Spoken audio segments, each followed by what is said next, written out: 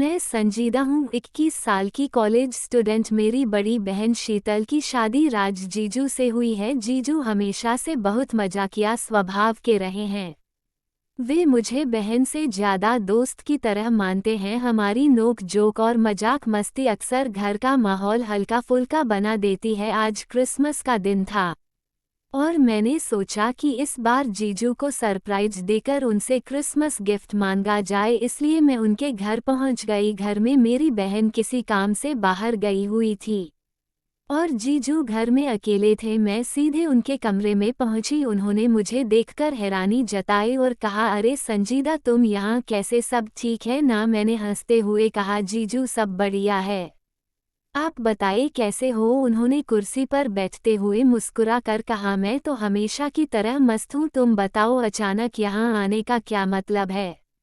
मैंने शरारत भरे अंदाज में कहा, जीजू आप भूल गए कि आज क्या दिन है? उन्होंने सोचते हुए कहा, हाँ आज तो क्रिसमस है।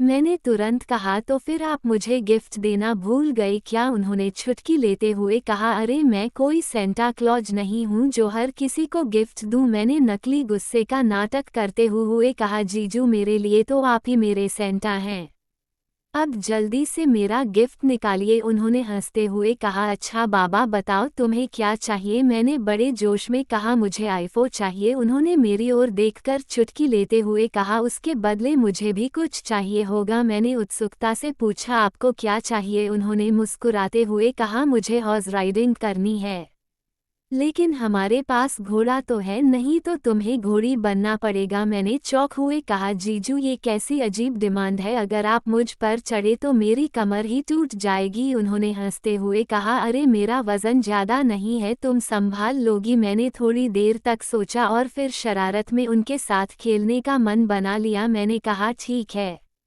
लेकिन सिर्फ 15 मिनट के लिए, ज़्यादा देर नहीं। उन्होंने खुशी खुशी कहा, ठीक है चलो अब जल्दी से घोड़ी बनो। मैंने मजाकिया अंदाज में ज़मीन पर घुटने टेककर घोड़ी बनने का नाटक किया। जीजू ने हंसते हुए कहा, तैयार हो जाओ, अब मैं चढ़ने वाला हूँ। वह मजाक मजाक में मेरे ऊपर बैठ गए और बोले, चलो अब दौड़ आओ। मैंने भी शरारत में उनके साथ पूरा साथ दिया। हम दोनों खिलखिला करा हंस रहे थे। 15 मिनट बाद मैं थक गई और बोली, जीजू अब आप उठ जाइए, मैं और नहीं कर सकती। उन्होंने कहा, ठीक है, लेकिन तुमने मुझे बहुत अच्छी सवारी करवाई, अब तुम्हारा गिफ्ट शाम को मिल जाएगा। मैंने खुशी खुशी कहा, ठीक है जीजू, अब याद रखना कि मुझे मेरा आईफोन चाहिए। उसके बाद मैं उनसे विदा लेकर घर लौट आई। ये क्रिसमस मेरे लिए बहुत खास और यादगार बन गया।